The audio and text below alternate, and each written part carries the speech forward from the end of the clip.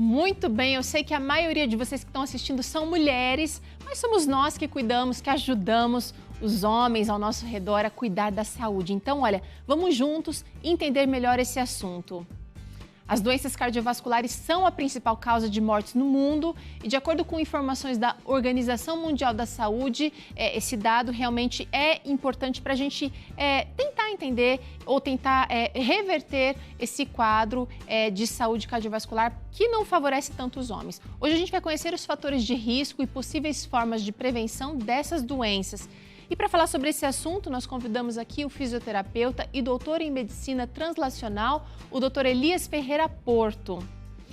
E é muito bom ter a sua participação aqui no programa, então, olha, manda sua mensagem para a gente através do WhatsApp, o número é 12 98266 0004. Tá passando aqui o tempo inteiro, então você pode interagir com a gente, se surgir aquela dúvida, manda e aí você vai poder ter, de repente, a oportunidade de ter a sua dúvida respondida pelo nosso especialista de hoje. Tem esse QR Code aqui que você pode apontar a câmera do celular e você vai ser direcionado também para o nosso WhatsApp para mandar essa sua dúvida ou essa sua pergunta. Só não esquece de dizer o seu nome e também a sua cidade, se você se sentir confortável, tá? Doutor Elias, muito obrigada pela participação mais uma vez aqui no Vida e Saúde. É um prazer tê-lo aqui, falando de... Estamos nesse novembro, né? Saúde do homem está em pauta e a gente vai mudar um pouquinho o foco, mas é saúde do homem também. Bem-vindo. Muito obrigado, Terui. Prazer estar com vocês novamente. Uma boa tarde a todos que nos estão assistindo. E vamos discutir esse tema, porque acho que é muito oportuno a gente falar sobre ele justamente no mês de novembro, onde a saúde do homem está em evidências. Doutor, quando a gente fala em saúde cardiovascular, o que está em jogo? Precisamente a saúde do coração. Se você tem um coração que ele é capaz de bombear o sangue para todo o seu corpo, que essa é a função dele, sem que você nem perceba que o seu coração está fazendo isso, eu digo que você tem uma saúde cardiovascular. O grande problema, a melhor forma de você saber que você não está começando a ter problema no coração, é se você sentir que você tem coração. Se você sentir que seu coração está aqui dentro do seu peito, você está começando a ter problema. Não é para você sentir. Não sentir o coração é o primeiro sintoma. Assim, eu tenho saúde cardiovascular.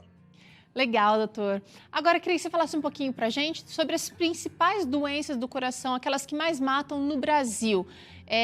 A gente ouve sempre falar de AVC e infarto. São essas mesmo? Sim. O infarto agudo é uma doença própria do coração. Ela é a principal causa de morte, não só no Brasil, como no mundo. E isso já vem se arrastando desde a década de 60, que é a doença que mais mata. A doença cerebrovascular, né, ela não é propriamente do coração, mas também pode estar relacionada com uma doença do vaso. É a segunda doença que mais mata, conhecida como AVC, popularmente conhecida como derrame.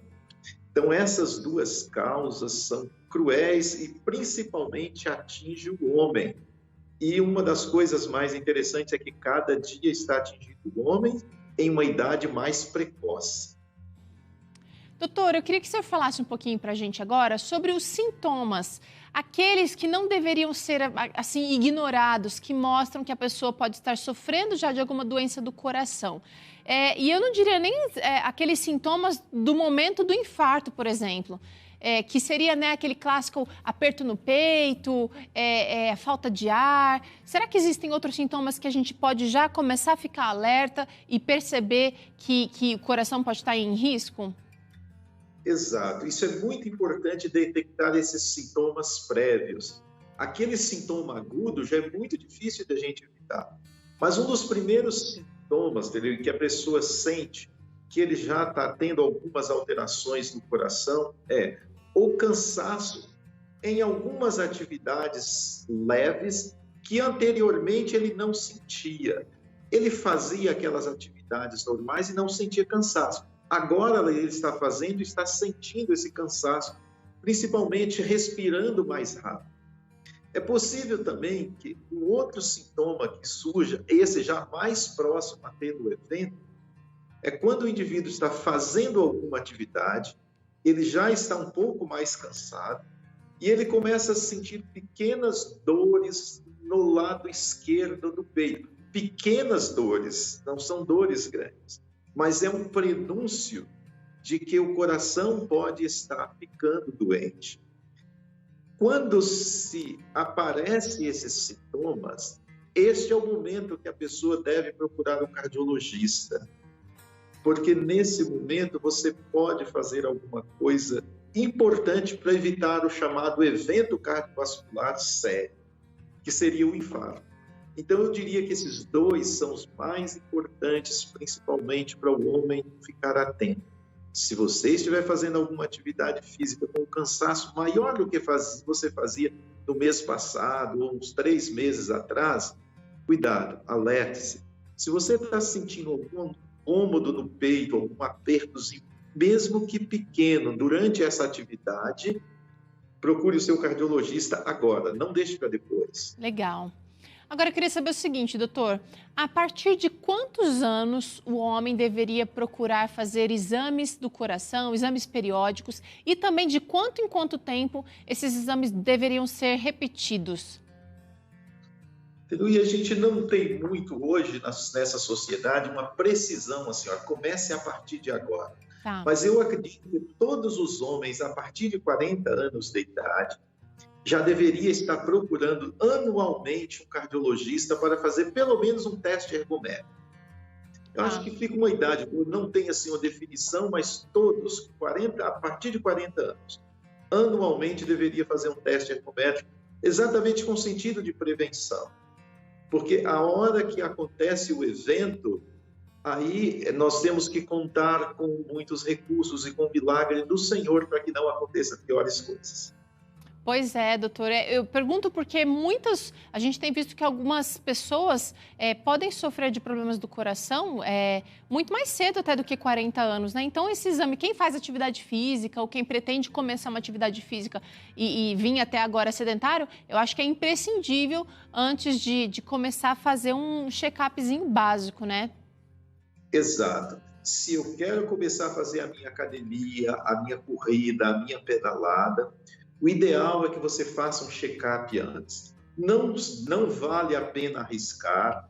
Homens, Terui, principalmente, nós estamos no mês de novembro, vou falar mais diretamente para eles, acham que nunca vai acontecer com eles, só vai acontecer com o outro. Ah, não, eu tenho uma boa saúde, não vai acontecer comigo. Isso é coisa que o médico anda falando.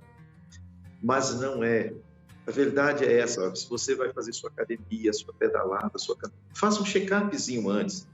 Um dia você vai gastar para fazer esse check-up e você vai fazer a sua atividade com mais segurança. Vamos saber também qual é a intensidade desses exercícios que você pode fazer. Às vezes, o só fazer exercício não é o perigoso. O perigoso é a carga que você vai fazer sem ser a dosagem ideal para você, né? Tá.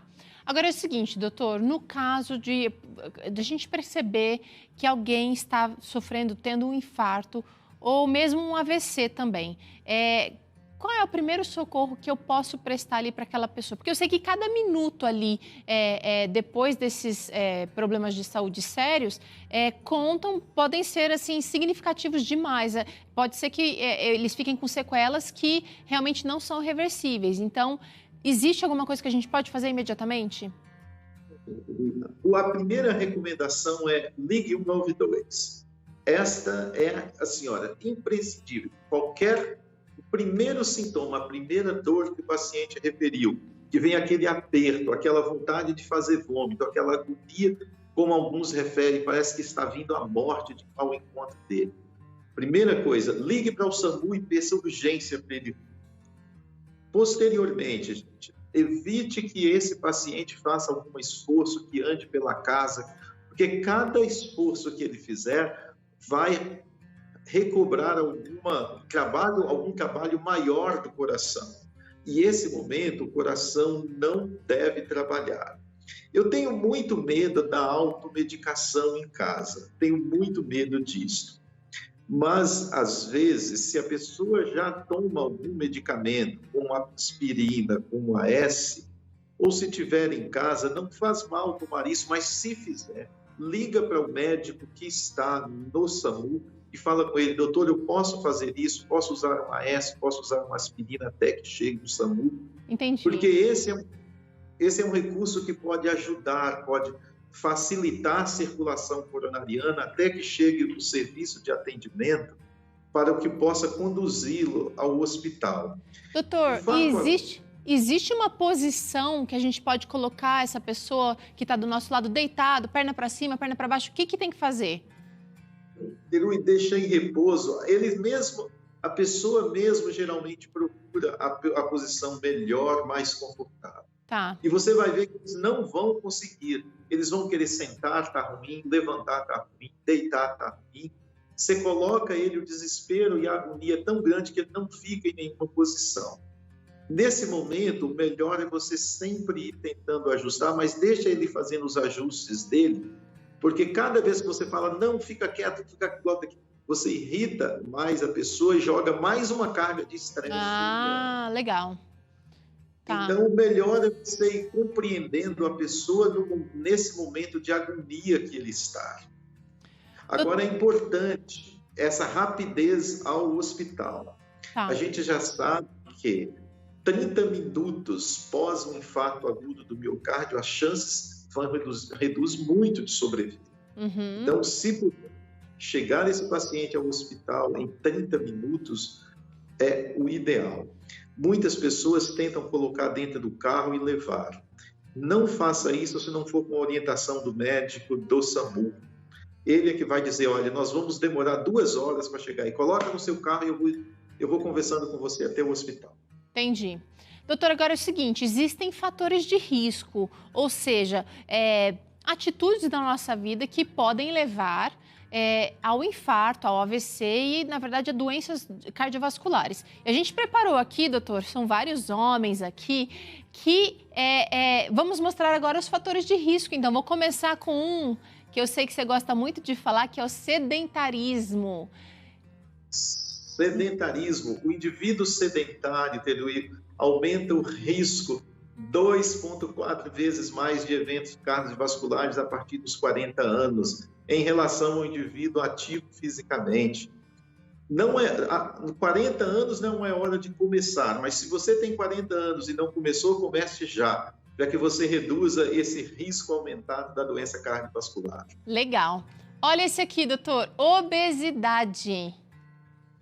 Esse é um outro problema sério. Mais de 40% da população brasileira é obeso. Eu gostaria de chamar a atenção para a obesidade centrípeta. É aquela onde a gente fala de deposição da gordura abdominal. Fácil de você saber se isso é um problema na sua vida. Se você é homem, pega uma fita métrica e a altura do seu umbigo faz uma circunferência. Se estiver maior do que 102 centímetros, essa circunferência, você tem o abdômen aumentado. Vamos reduzir isso rapidamente. Isso é um fator de risco importante. Tá. Vamos para esse outro fator de risco aqui, da saúde cardiovascular masculina, a pressão alta. Ai, ai, ai. Tá tudo meio interligado aqui, hein? É, tudo ligado. O sedentarismo leva à obesidade, que é um fator de risco para a hipertensão, que é um fator de risco para a doença cardiovascular. O homem não gosta de tomar remédio. Hipertensão, geralmente todos têm que tomar algum medicamento. E o homem acha que ele curou, ele sai assim dizendo, eu tinha pressão arterial elevada, mas hoje eu não tenho mais. Por favor, não faça isto.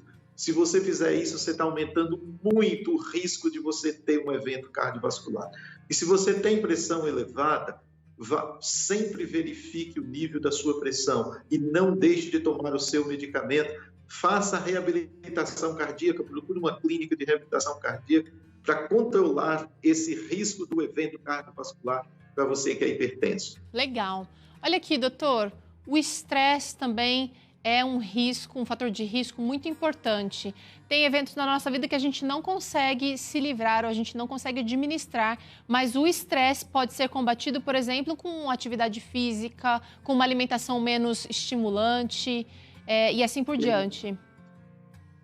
Eu lembro, Pedro, que quando eu comecei na cardiologia, existia 3 grandes fatores de risco para o evento cardiovascular: tabagismo, diabetes e obesidade.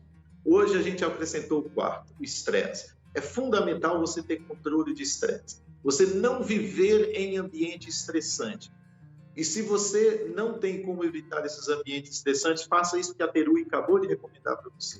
Faça um exercício físico, procure dormir mais cedo, um pouquinho, procure uma alimentação saudável, evite o máximo possível situações conflitantes, porque o estresse hoje está um dos 4 fatores principais para o evento cardiovascular. E olha, gente, o contato com a natureza, a gente desenhou esses homens aqui num parque, né? O contato com a natureza também é fundamental no combate ao estresse, ajuda bastante, viu? O colesterol alto, doutor. Isso é resultante do estilo de vida que nós levamos, principalmente de uma alimentação fast food. Nós não queremos... se toda a população assistisse o seu programa para poder aprender a fazer uma alimentação saudável, nós íamos evitar essa epidemia que não é de coronavírus, e sim de dislipidemia, que é de colesterol alto. Nós temos hoje muito mais pessoas com colesterol alto do que pessoas contaminadas com coronavírus. Olha aí! E nós temos que aprender a evitar isso. Isso é uma bomba relógio.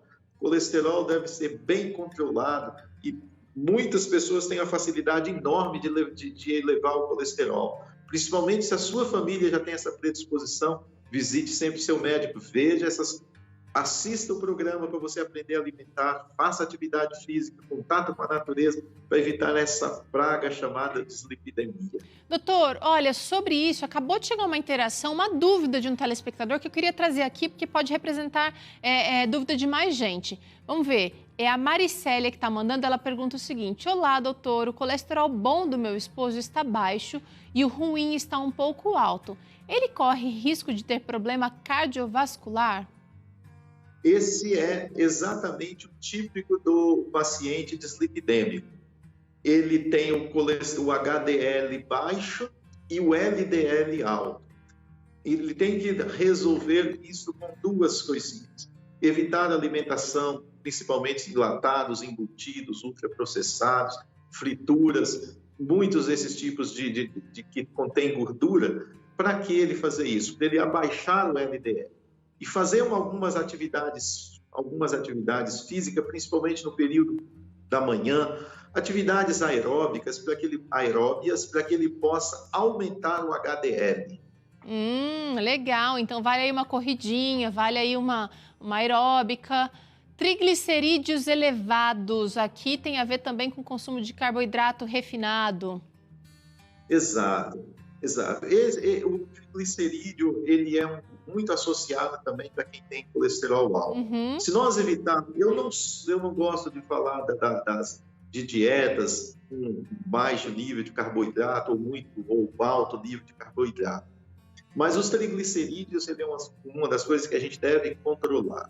Simples, se você comer bastante fibras, alimentação com frutas, você controla bem. Desses todos aí, o mais fácil de controlar é o triglicerídeos. E eu sempre falo com os meus alunos, falo com meus pacientes, não podemos correr esse risco. É fácil de controlar, não podemos perder o controle sobre isso. Essa guerra nós não podemos perder. Doutor, ainda nós temos aqui o diabetes, que o senhor comentou. Quero virar esse aqui também, antes de virar esse aqui. Tabagismo, que você falou que fala sempre como fator de risco para problemas do coração. A gente tem comentado muito aqui no Vida e Saúde sobre esses 2 itens, aliás, sobre vários desses itens aqui, doutor, que são fatores de risco para várias doenças, além das doenças cardiovasculares. Mas é difícil controlar também. A gente tem visto uma população que acaba participando desse fator de risco o tempo inteiro. Eu costumo dizer que nós estamos vivendo numa sociedade líquida, parafraseando um outro autor que disse isso. Nós vamos no comodismo. Se a sociedade nos dá isso, a gente acomoda com isso. E ela nos oferece uma gama de coisas, uma gama de facilidades que leva a gente a adquirir esses fatores de risco cardiovascular. Esse é o grande problema. Qual a vantagem que eu levo em ser fumante? Gastar o meu dinheiro, perder a minha saúde, deixar mais pobre a minha família e ser enganado por uma indústria tabagística que arrecada milhões de dólares no mundo em troco da minha saúde. Então, hoje, nós não podemos mais pensar em comprar um cigarro. É totalmente antissocial. Nós temos que deixar isso porque o tabagista é um dos fatores de risco maiores para a doença cardiovascular. Para você ter ideia, o tabagista, ele reduz cerca de... Um homem que fumou uma vida inteira, ou 35 anos, perde cerca de 12 anos de vida. A qualquer momento que ele parar de fumar, de ser tabagista, ele começa a recuperar esses anos de vida. E a doença que mais mata o tabagista não é o câncer, é a doença do... Olha aí. E junto com o tabagismo, o etilismo também pega carona aqui nesse fator de risco, o abuso do álcool e a má alimentação, que o senhor já mencionou aqui, falando do triglicerídeos, do colesterol alto, a gente falou um pouquinho sobre a questão do estresse também. Eu queria trazer nesse momento, doutor, algumas interações que estão chegando aqui, de pessoas que estão assistindo e querem participar aqui do Vida e Saúde, trazendo sua dúvida ao senhor. O José está dizendo o seguinte: tenho 45 anos e sou hipertenso. Fui no cardiologista e o medicamento não está me ajudando a controlar. O senhor pode me dar alguma dica, doutor? Olha aí. Olha, isso é muito importante. A primeira dica é: volte ao seu cardiologista e fala isso para ele. A dose deve ser ajustada. O problema dele aí não é o medicamento, pode ser a dose. Lembrando que as pessoas podem tomar doses diferentes para o controle de um mesmo nível pressório. Mas é importante uma coisa, acho que é o José, uma coisinha você fazer. José, olha, uma das coisas que evita o indivíduo a não controlar a pressão arterial, mesmo sendo medicado, é se a pessoa é muito estressada ou se vive em ambiente estressante. Veja essas duas coisas, faça essa análise, procure, evite isso. Como que você pode fazer isso? José, faça uma caminhadinha de manhã, vai para a natureza, respira, procura conversar com pessoas atraentes, pessoas boas, pessoas que lhe façam bem, evite conflitos, que é uma das primeiras coisas que está atrapalhando você controlar a pressão arterial. Se você fizer essa atividade física, é que não dá tempo aqui para eu te explicar como fisiologicamente isso vai ajudar a controlar ou baixar a sua pressão. Mas você é muito novo ainda e você tem muita chance de ter um resultado ótimo com o tratamento. Reverter esse quadro aí, né, doutor? Esse quadro. Começa, José, indo amanhã mesmo no seu cardiologista falar isso que você escreveu aqui pra gente. Legal. Doutor, por falar em estresse, em controle, chegou uma interação também sobre esse assunto que eu quero ver agora. Olha aí, o Michael, de Nova Friburgo, ou Michael, ele diz que leves apertos crônicos na região do coração pode ser ansiedade e estresse. Ele disse que já foi ao médico, fez eletro, mas nada constou. E ele foi receitado com um calmante natural. Será que é motivo de preocupação? É a dúvida do Michael aqui, ou Michael, não sei se eu estou pronunciando certo, que eu acho que é muito válida, doutor. Eu recomendaria ele visitar um gastro, pode ser epigastralgia. Porque se ele já fez todos os exames cardiovasculares e não detectou nenhum problema, pode ser que seja alguma coisa derivada do estômago, algum tipo de alimentação. Isso reflui, está fazendo esse refluxo, e ele sente essa dor queimante na região aqui do esôfago, e se irradia um pouquinho mais ainda para o lado esquerdo, que é comum essa passagem do esôfago. Existe até a chamada parte do esôfago, que chama uma parte cárdica. Então, ele pode sentir estar confundindo essas coisas. Eu recomendaria que ele fizesse um exame com o gastrologista e que melhorasse um pouco a alimentação dele. Tá. Mas eu já sou vegetariano, sou isso, sou aquilo. Talvez o que ele precisaria, então, era comer um pouquinho mais em espaços mais programados e evitar a alimentação no período noturno, a partir das 20 horas. Mais, né? Boa dica, doutor, boa dica. A última interação de hoje também é de um homem, vamos ver. Não, uma mulher perguntando sobre o pai. Olha, é a Maria, lá de Teresina, no Piauí. Meu pai tem 77 anos e no mês passado, durante exames, foi percebido que ele tinha sofrido um infarto. Só que ele não teve nenhum tipo de sequelas. Isso é perigoso? Que recomendação teremos que ter com ele a partir de agora? A Maria está querendo saber aqui, doutor. E também, isso não é muito comum, ou é? É possível que esse infarto que ele sofreu seja um infarto pequeno, que a gente chama microinfarto, microinfartos. Eles podem ser assintomáticos mesmo. O grande problema é que esse é um anúncio de que pode vir alguns infartos com repercussão maior. Então, qual é o cuidado que se deve ter com seu pai? Faça o exame o teste ergométrico. Por favor, faça esse teste para ver como está, se ele tem algum problema de obstrução coronariana. Já vai melhorando a alimentação do seu pai. Quando ele fizer esse teste ergométrico, de lá mesmo vai surgir para ele o nível de atividade física que ele pode fazer. Tá. Porque, assim, o que ele teve foi um pequeno infarto. Mas isso não quer dizer que está tudo bem. Isso quer dizer que já tem sinais de obstrução das coronarias. Tem que cuidar, né, doutor? Cuidar, observar, acompanhar, né? Esse é o grande problema. Os homens falam assim, eu tive um pequeno, infarto mata os outros, a mim não mata não. E ele acha que tá bom, que ele se livrou. Não, ele não se livrou, ele está no risco. Tem que se cuidar. Doutora Elisa, eu quero te agradecer a participação aqui no Vida e Saúde hoje mais uma vez. Agradecer também ao NASP, todo o pessoal aí do mestrado em promoção da saúde que tem assim colaborado demais com Vida e Saúde. Nossa gratidão e também a gente quer contar sempre com a parceria. Doutor, obrigada. Será sempre um prazer estar com vocês. Bom, a gente vai agora para um rápido intervalo e depois você vai acompanhar o último episódio de uma série muito interessante que temos feito aqui, 8 hábitos para uma vida mais saudável. Você vai saber como é que a fé e a saúde estão muito conectadas. E ainda hoje tem esse delicioso arroz com grão de bico ao sugo, uma receita de dar água na boca. Não sai daí não, que eu já te ensino.